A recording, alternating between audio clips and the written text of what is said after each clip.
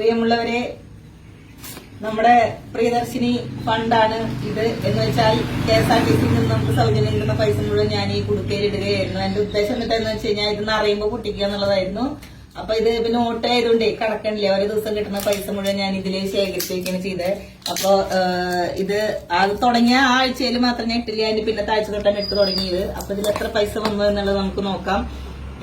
ഇപ്പൊ ഇത് എപ്പോഴും തുറന്നു നോക്കാതിരിക്കാൻ വേണ്ടി ഞാൻ വളരെ മറ്റേ എന്താണ് സെല്ലോ ടേപ്പൊക്കെ വെച്ച് സെക്യൂർ ചെയ്ത് വെച്ചിരിക്കുകയാണ്. നമുക്ക് നോക്കി നോക്കാം എത്ര പൈസ ഇതിനകത്ത് ശേഖരിക്കപ്പെട്ടിട്ടുണ്ട് എന്നുള്ളത്.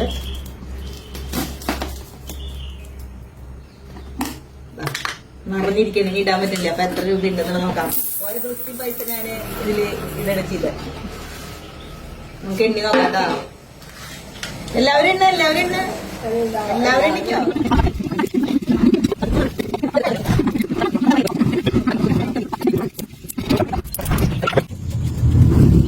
19, 20, 21.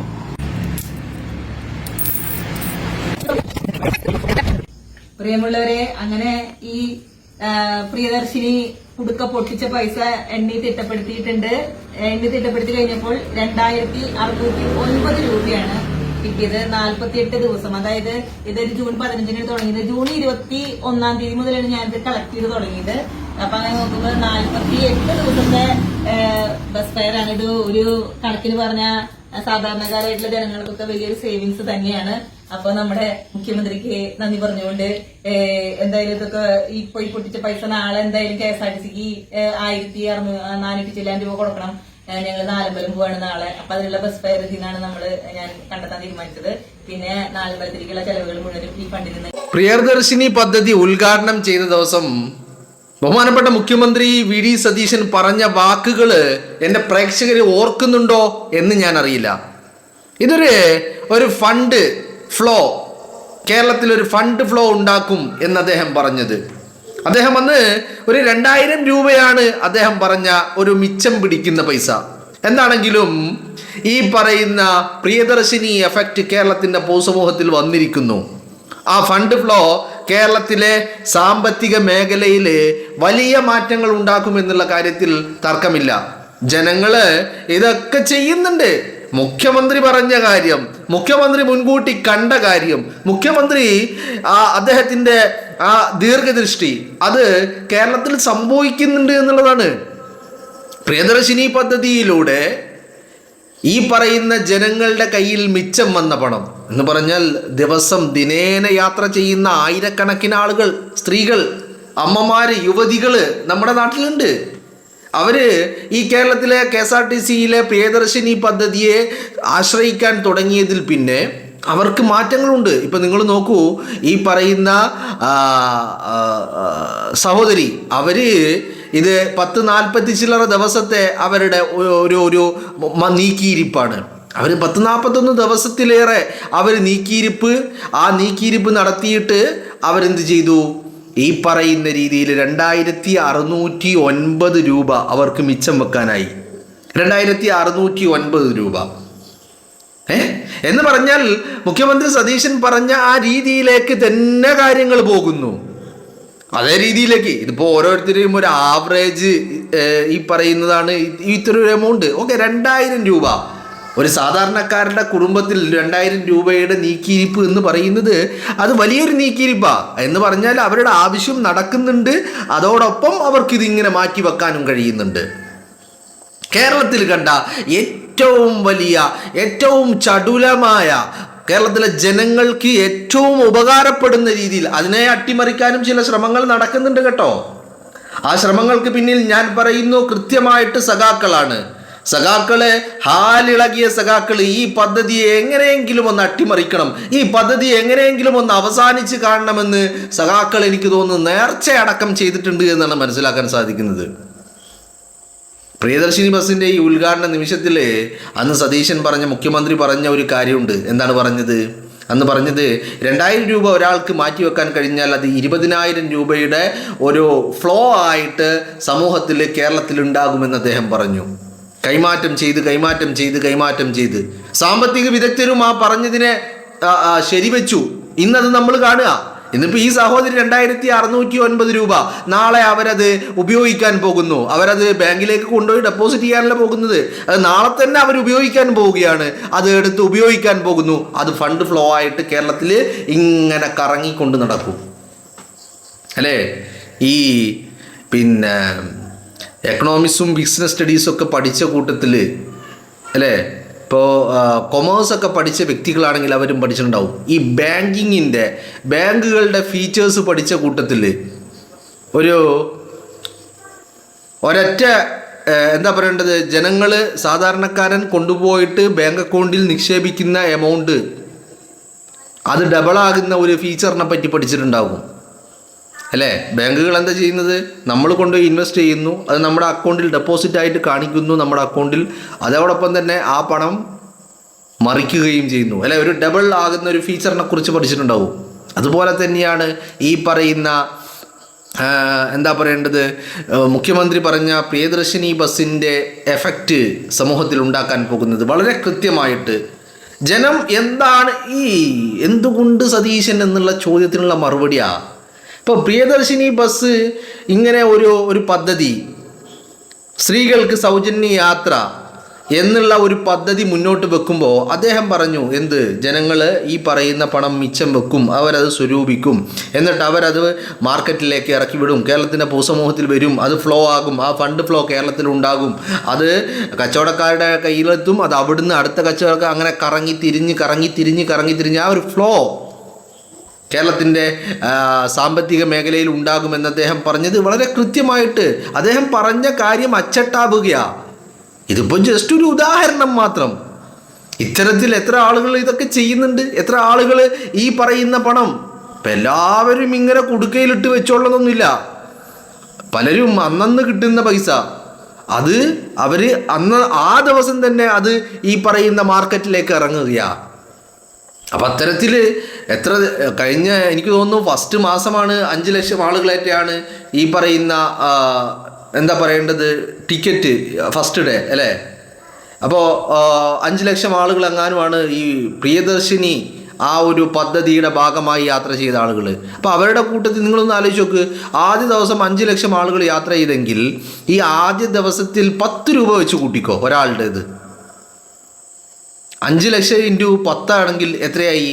50 ലക്ഷം രൂപയായി. ഞാനൊരു മിനിമം പറഞ്ഞതാണ്. അപ്പോൾ 50 ലക്ഷം രൂപയായി. ഈ 50 ലക്ഷം രൂപയും കേരളത്തിൻ്റെ മാർക്കറ്റിൽ വീണ്ടും കറങ്ങിക്കൊണ്ടിരിക്കുകയാണ്. അപ്പോൾ അത് എന്തുകൊണ്ട് ഇതൊക്കെ ചെയ്യാൻ പറ്റുന്നേ? ഇങ്ങനെ ഒരു ബുദ്ധി എവിടുന്ന?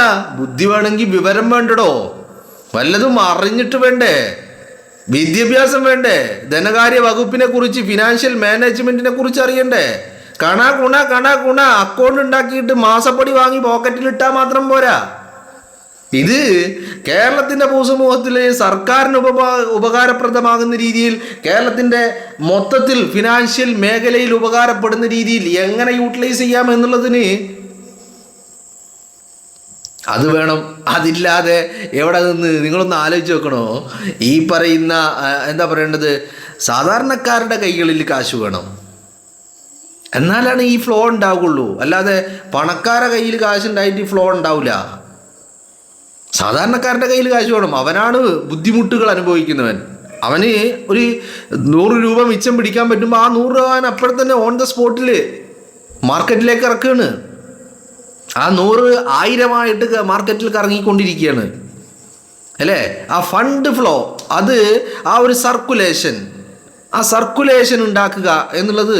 സർക്കുലേഷൻ ഉണ്ടാകുക എന്ന് പറഞ്ഞാൽ എന്താ കാര്യം? സർക്കുലേഷൻ ഉണ്ടാകുക എന്ന് പറയുന്നത് ഫിനാൻഷ്യൽ ഈ സാമ്പത്തിക മേഖലയിൽ ഒരു വലിയ ഉണർവുണ്ടാകും. മീൻസ് അത് സദാസമയവും ഇങ്ങനെ വർക്കിംഗ് ആയിക്കൊണ്ടിരിക്കും.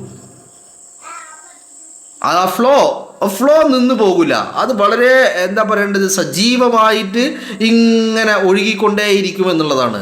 അതാണ് വേണ്ടത് സാമ്പത്തിക മേഖലയിൽ. ഈ ഫ്ലോ ഇല്ലാത്ത ഒരു സാമ്പത്തിക മേഖല, സർക്കുലേറ്റ് ചെയ്യപ്പെടാത്ത ഒരു ഫിനാൻഷ്യൽ സിസ്റ്റം എന്ന് പറയുന്നത് ഒരു രീതിയിലും ആക്റ്റീവായ ഒരു ഫിനാൻഷ്യൽ സിസ്റ്റമാണെന്ന് നമുക്ക് പറയാൻ കഴിയില്ല. അതൊരു ഇനാക്റ്റീവായ ഫിനാൻഷ്യൽ സിസ്റ്റമാണെന്ന് പറയാൻ പറ്റും. മനസ്സിലായില്ലേ? അപ്പോൾ അവിടെയാണ് വളരെ കൃത്യമായിട്ട് തങ്ങളുടെ ഇപ്പോൾ ഒരു സർക്കാരിൻ്റെ പ്രവർത്തനങ്ങൾക്ക് എന്താ വേണ്ടത്? സർക്കാരിൻ്റെ പ്രവർത്തനങ്ങൾക്ക് ഫണ്ട് വേണം. ഫണ്ട് എന്ത് വേണം? ഏത് രീതിയിൽ വേണം? സർക്കുലേറ്റ് ചെയ്യപ്പെടുന്ന ഫണ്ട് വേണം, അല്ലേ? അതാണ് കൃത്യമായിട്ട് നടക്കുന്നത്. അപ്പം പ്രിയദർശിനി എല്ലാ അർത്ഥത്തിലും എന്താണോ സതീശൻ കണ്ടത്, എന്താണോ സതീശൻ മനസ്സിൽ കണ്ടത്, അത് തന്നെ സംഭവിക്കുന്നു. അതിൻ്റെ പ്രിയദർശിനി പദ്ധതിയുടെ ഒരു ഒരു എന്താ പറയേണ്ടത്, ഒരു ആഫ്റ്റർ എഫക്റ്റ്, ഒരു റിസൾട്ട് നമ്മൾ ഇന്ന് കേരളത്തിൽ കാണാൻ സാധിക്കുന്നു. ജൂൺ 15 തുടങ്ങി, അല്ലേ? ജൂലൈ 15, ഓഗസ്റ്റ് 15 എത്തുക എന്ന് പറഞ്ഞാൽ 2 മാസം തികയുന്നുള്ളൂ, പൂർണ്ണമാകുന്നുള്ളൂ. അപ്പോഴേക്കും ഇതിൻ്റെ ഒരു എന്താ പറയേണ്ടത്, റിസൾട്ട് കേരളത്തിൻ്റെ പൊതുസമൂഹത്തിൽ നമുക്ക് കാണാൻ കഴിയുന്നുണ്ട് എന്നുള്ളതാണ്. കൃത്യമാണ്, സതീശൻ്റെ കാഴ്ചപ്പാടുകൾ കൃത്യമാണ്. അയാൾ വെറുതെ കണ പറയുന്നല്ല. കാരണം എന്താണെന്നറിയോ? അയാൾക്ക് വിവരമുണ്ട് എന്ന് പറഞ്ഞാൽ ഏത് വിവരം എന്നറിയോ? ഈ പരീക്ഷ എഴുതാതെ പാസ്സായ വിവരമല്ല, പരീക്ഷ എഴുതി ഉണ്ടാക്കിയ വിവരമല്ല. അയാളുടെ ജീവിതം, അയാളുടെ രാഷ്ട്രീയ ജീവിതത്തിന് വേണ്ടി അയാൾ സ്വായത്തമാക്കിയ വിവരമാണ്. അതാണ് വ്യത്യാസം എന്ന് പറയുന്നത്. തനിക്കൊരു ആവശ്യം വന്നപ്പോൾ, അതായത് കൃത്യമായിട്ട് അദ്ദേഹം പറയുന്നുണ്ട്, താന് 25 വർഷം മുമ്പ് കേരളത്തിൻ്റെ നിയമസഭയിലേക്ക് അംഗമായി ആദ്യമായിട്ട് വരുമ്പോൾ ആദ്യത്തെ 1-2 ആഴ്ച എന്താണെന്ന് മനസ്സിലാകാത്ത നട്ടം തിരിയുന്ന ഒരവസ്ഥ.